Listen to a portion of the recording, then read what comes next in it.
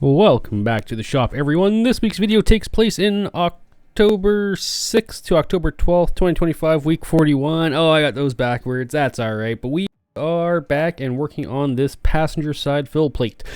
So, as you can see, I got some magnets just holding it up. I'm just kind of checking it out. Thinking to myself, do I like this? Do I not like this? Is this how we're going to mount it? And, you know, it's one of those things where you gotta kind of try and get it right. Now, the reason why I want it on the back here is it'll be easy to remove from the outside, and I gotta think on the other side I got the Pro charger and everything on the in the engine bay, right? So if stuff's on the back, it kind of makes it a little bit easier to work.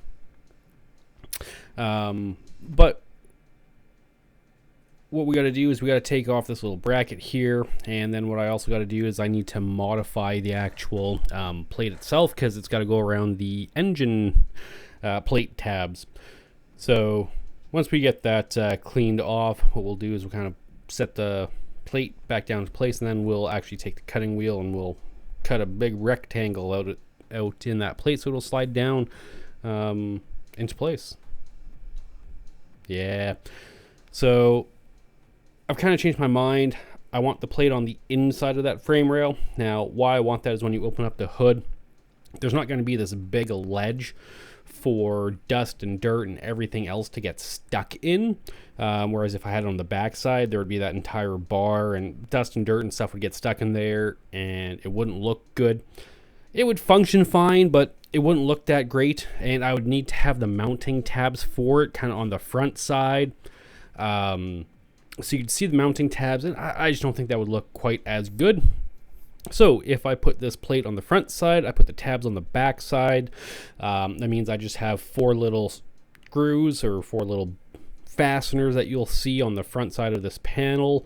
And I think that just gives it a nice, very clean look on the engine bay. You'll never see the back side of this. It'll be hidden in the fender. I mean, technically you could look past the wheel and see it, but I think that is going to look amazing.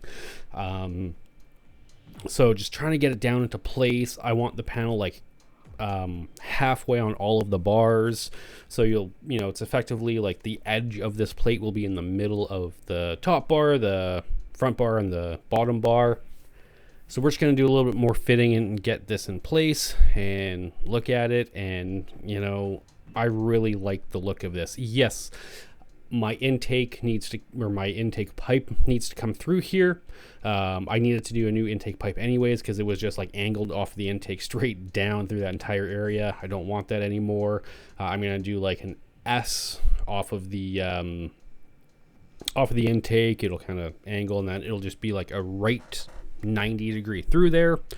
But yeah, fill panel looks great. What I need to do now is, we're just going off on a little tangent. I want to get these lower control arms out to powder coat, so I want to get these ball joints out. So I bought a ball joint removal / installation kit, and so I'm just figuring out how to use the damn thing. Never removed ball joints before, so yeah, I'm just trying to figure that out. And yeah, so this kit did not work as expected. So the receiver cup on the bottom is too small. It's like 10 thousandths, maybe 20 thousandths too small. And what that means is, as I'm trying to press it out, the receiver cup on the bottom is actually holding it in. So, at first I was just using a ratchet, but that wasn't really... I didn't think I was really getting enough force on it, so I switched over to the impact, and I crank on it, and I'm like, this isn't quite working as I would expect. So I took some measurements. Yeah, it was too small, and because it wasn't working, I was like, hey, I'm not going to keep messing around with this. Off camera, I ended up taking this to one of my good friends' places, and we were able to get the ball joints out there. Now, fortunately, I should be able to reinstall the ball joints with this tool, I think. I hope. Yeah, so in any case, just off on a little tangent here.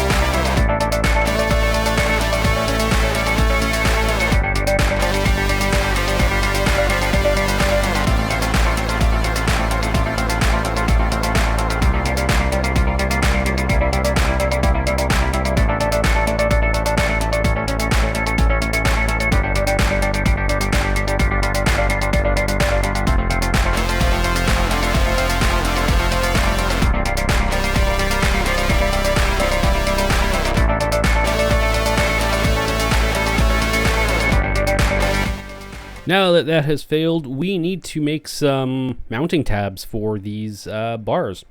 So what I did is, I don't know if you'll remember two old videos, but I made some shock travel sensor tabs for the lower control arm, kind of like a triangle shape, but it's got four sides. So I guess it's still kind of a triangle shape with a flat top, whatever.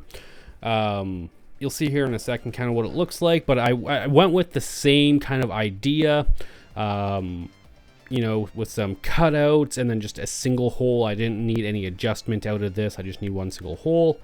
So the idea is I'm going to put a nutsert in this, and then it'll, by putting a nutsert on the back, I can just have a single fastener through the front. Don't need to worry about lock nuts or lock washers or anything like that. Just a little bit of Loctite and that'll hold in. As you can see, I just bent the tab over because I'm gonna have this mount on the middle-ish of the bar, and then it's gonna go over to the fill panel, because that fill panel is sitting on the face. And this actually worked out pretty well. I am very happy with it. This first tab I kind of drilled too big. I want to use some clecos to hold this all together. And so I thought I drilled it too big. I might have. But in any case, I just end up making more of them. I need more tabs anyways. So yeah, in a second here, you're going to see that I kind of just mass produce 4 more tabs so that I can get this panel mounted. I will drill out the holes. I will weld up tack the tabs on, weld the mounting brackets on, and you're going to see that this looks pretty darn good in a few minutes here.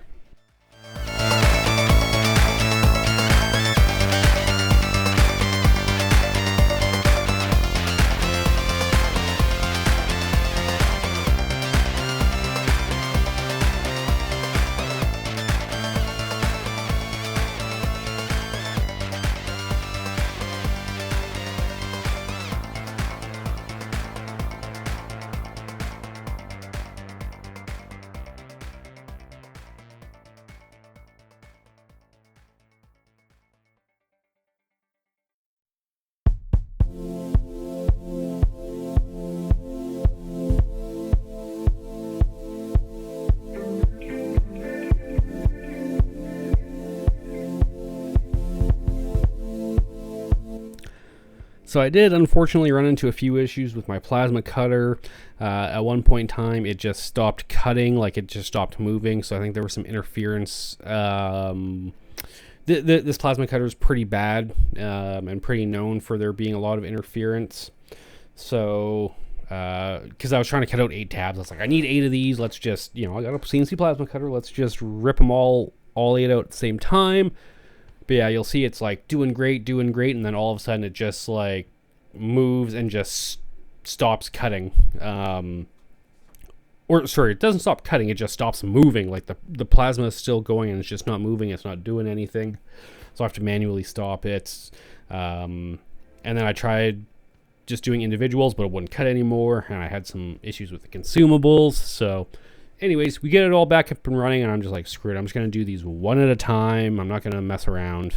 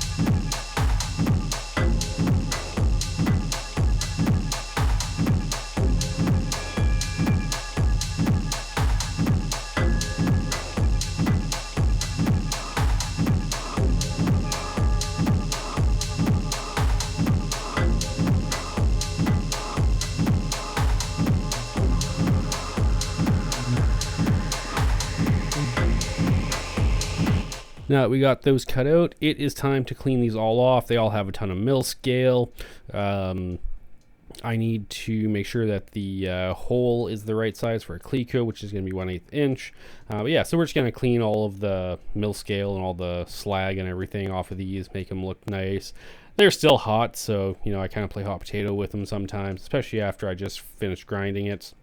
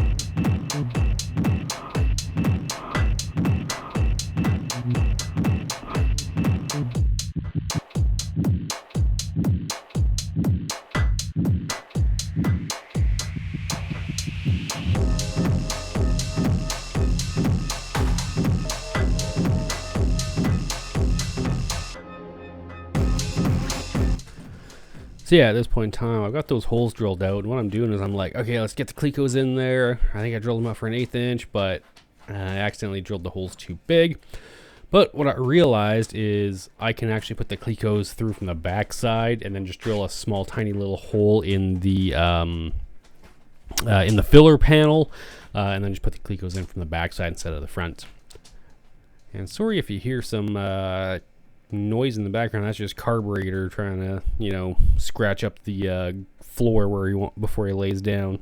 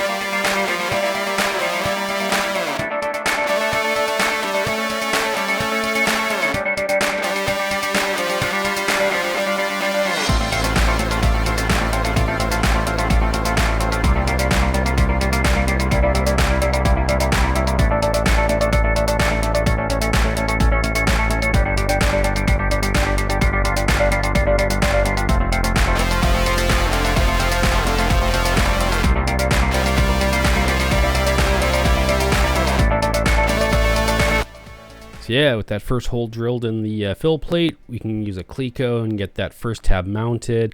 And you can kind of see how this is going to go. Put 4 tabs on this, and do the same thing 3 more times. And still using the magnets until I get them actually welded. But yeah, I'm very happy with this. I really can't complain. I think this looks great.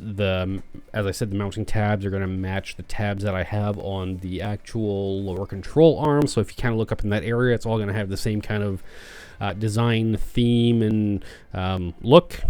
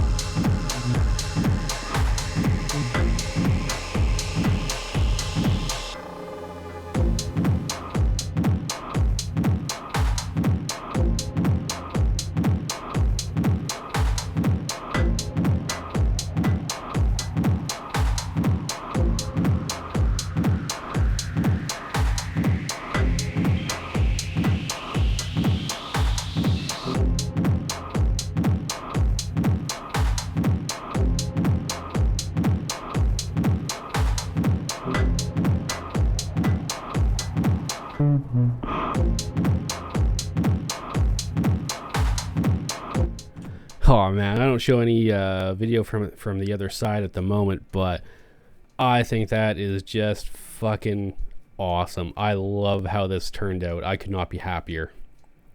So with that note, let's start working on the driver's side fill panel. It's going to be pretty much the exact same process. Cut it out on the plasma cutter, do some bead rolling on it, get the tabs cut out, tack and weld the tabs onto the car, all that same stuff. But the driver's side fill panel is not going to look the same, and that's because my Pro Charger protrudes into the wheel well there. So I took a 3D scan of the Pro Charger when it was installed on the car before I took it apart. And then in my CAD software, I drew up this fill panel with a big hole that in theory should clear all of the Pro Charger bits and pieces. And then once I get all of that stuff back in and that hole is kind of finalized and accurate, what I'll do is I'll go and I'll cut out the rest of the pieces and I'll build like a proper full enclosure for it. But for right now, I just need this first piece and, just to get it in there and test fit.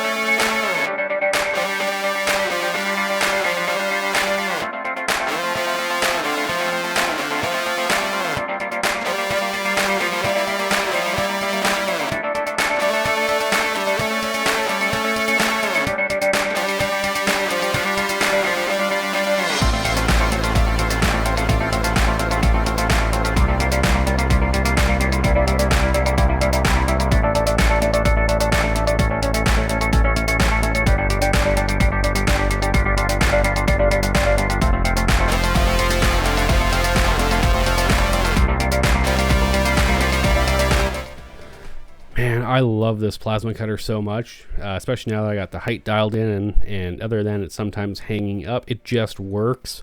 Like I cut this panel out, and on the video it's like 10 seconds. Real time it's probably like a minute, but it cut out exactly what I drew up on the computer, and look how good that looks. Like, I got, as I said, I got the Pro Charger, I got the pulley, and in theory that should clear most of the room. Because I even had the belt on the car when I took the 3D scan, and that should clear like the outlet, the body of the Pro Charger, and then the pulley. I don't know how good that or hard that's going to make pulley changes. I might end up having to make this 2 pieces so that I can take off just the front piece and then take off just the back piece if I can't take the whole thing off at the same time. But I'm just going to fly ahead. I'm going to get the get this cleaned up, get this bead rolled, and then I'm going to get the pieces reinstall, or sorry, get some more mounts cut out, get all the mounts kind of in place, tack them in, and then final weld them, and then this will be done the exact same as the other side as far as mounting is concerned. I think I had to move one of the mounts just because the Pro Charger would have been in the way, but that's fine.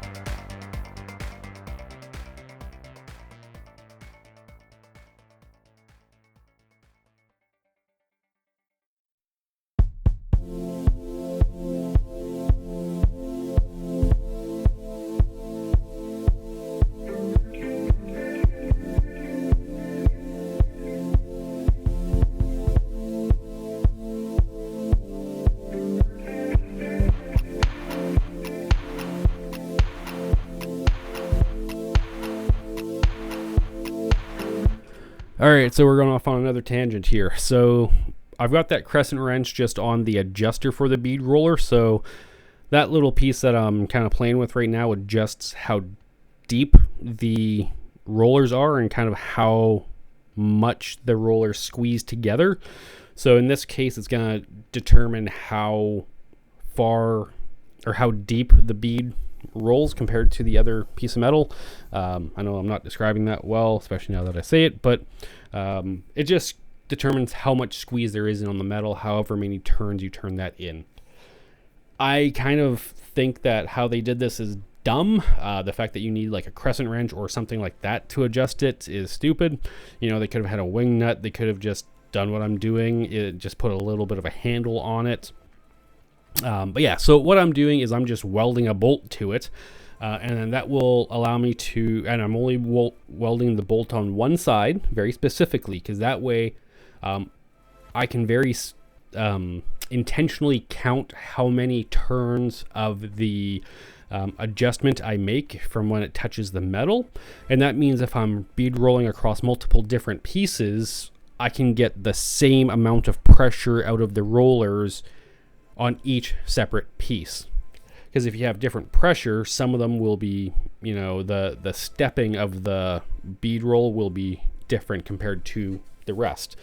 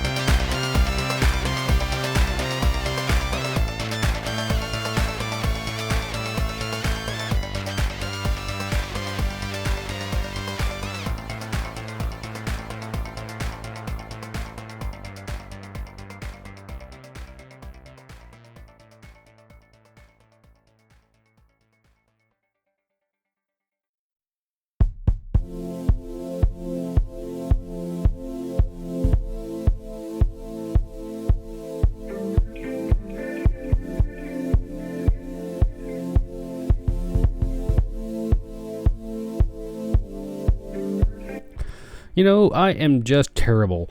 Once again, I did not show you the either side of either of these, but let me tell you, it looks fantastic. And on that, we are going to move on to 3D scanning where the tranny crossmember goes.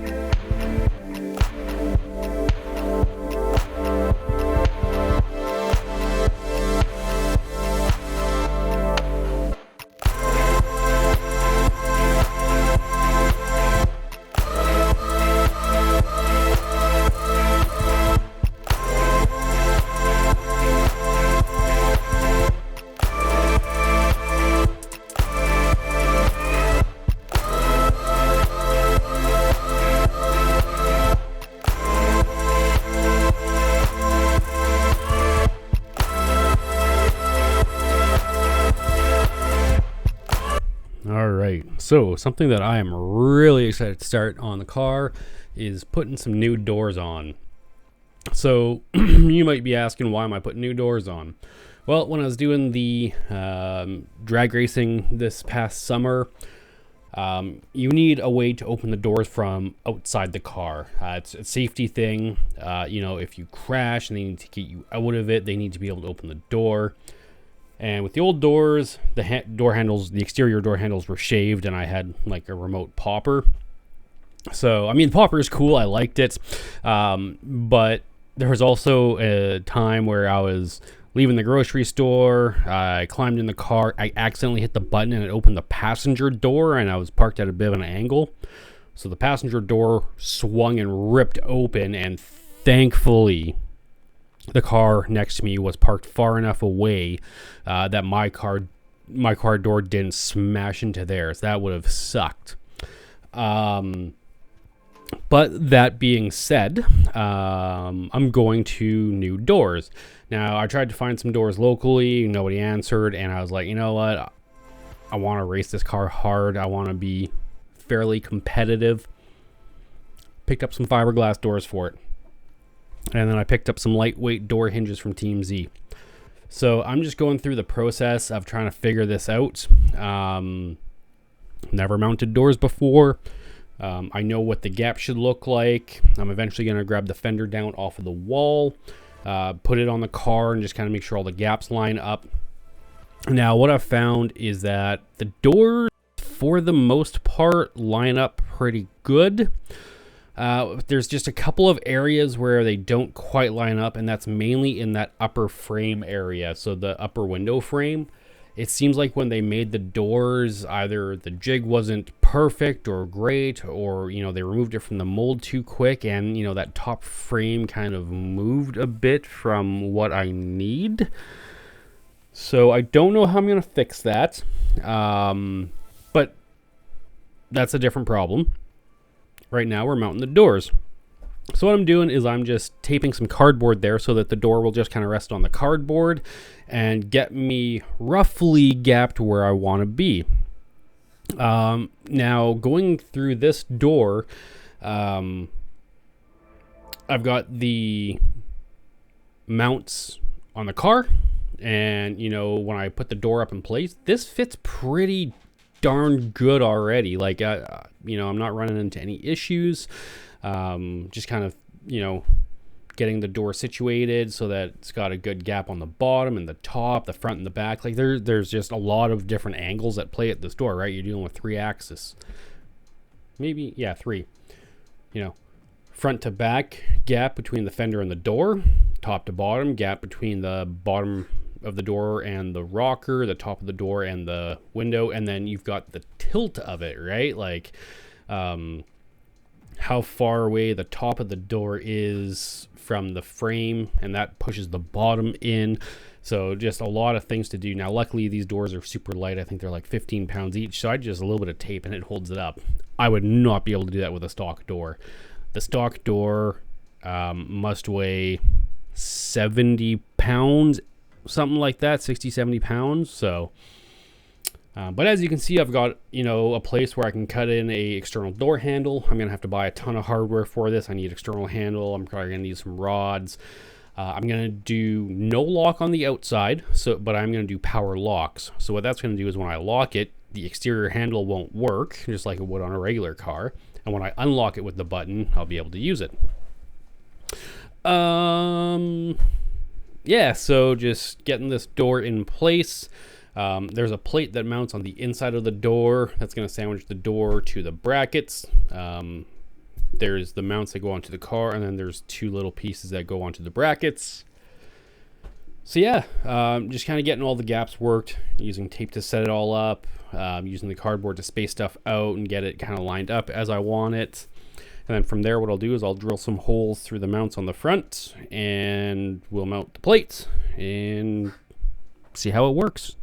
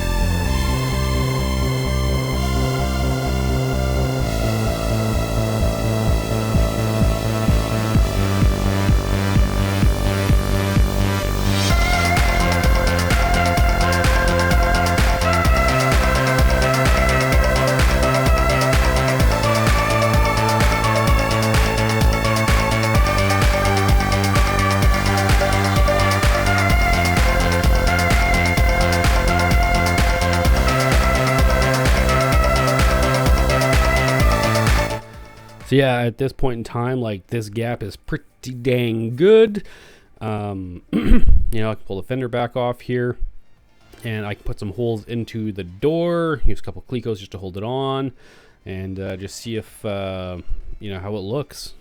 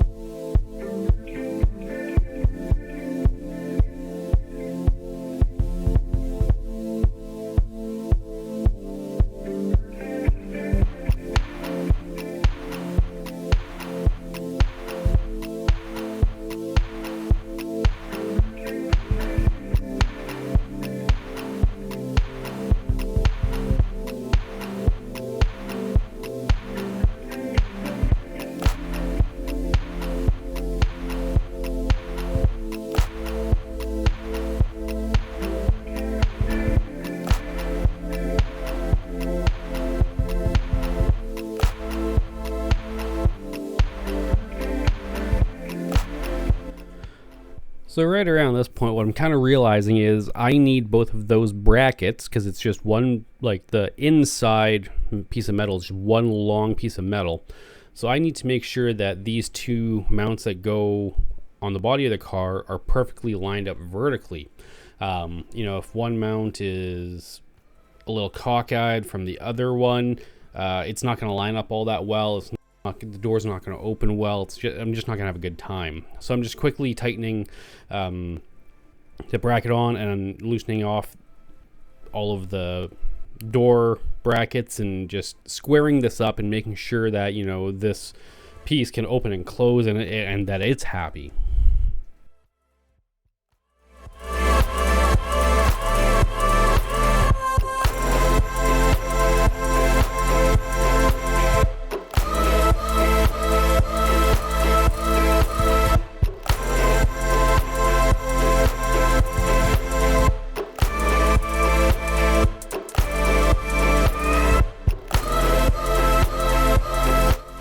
So now that I got that all squared away, what I can do is put the screws in the bottom bracket, put the door on, and then in theory, in my thought process is, if I do that, then what's going to happen is the top bracket, once I kind of get the door all back in place and touch the bracket up to the door, that should be where I need to drill the top bolts, right? Or actually, sorry, put the plate on from the inside, drill the holes from the inside back through the front, and then that should be where the top bracket is going to bolt into the door. That's kind of my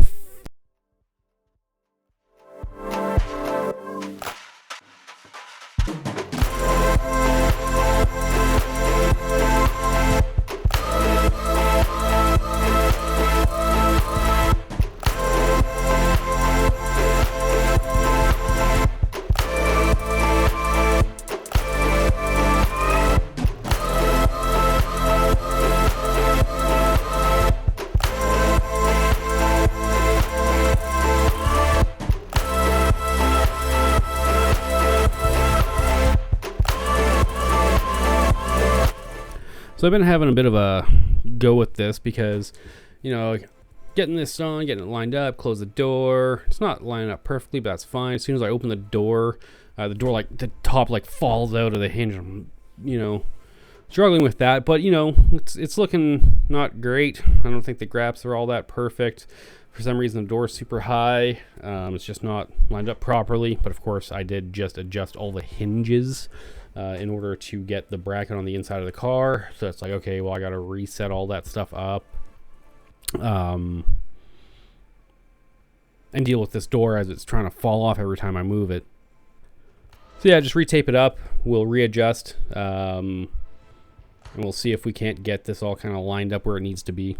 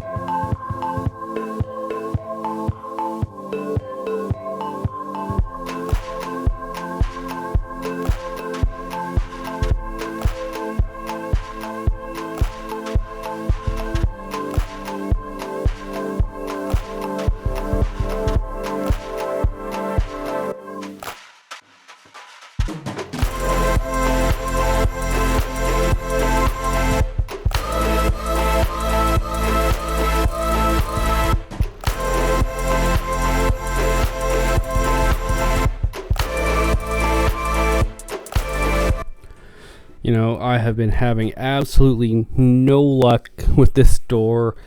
I've been spending, I don't know, it feels like just an eternity on this trying to get it going. And as luck would have it, the weld on the bottom bracket, where the steel ball is on the bottom, the weld that, you know, attaches that to the body actually broke. So I actually have to, you know, repair it. So the weld broke, the piece got all bent out of shape. And so fortunately I have a welder. I'm not great at aluminum, but I can fix this on my own. You know, I couldn't imagine being somebody who doesn't have the ability to weld aluminum. Like, that would just be so frustrating. And, you know, I've spent, well, a lot of time. You know, the door is finicky. Getting it all lined up is quite a challenge. And to deal with, you know, this breaking on top of it. But that's okay. As I said, I've got a welder, so I can just, you know, quickly weld it and make it good as new.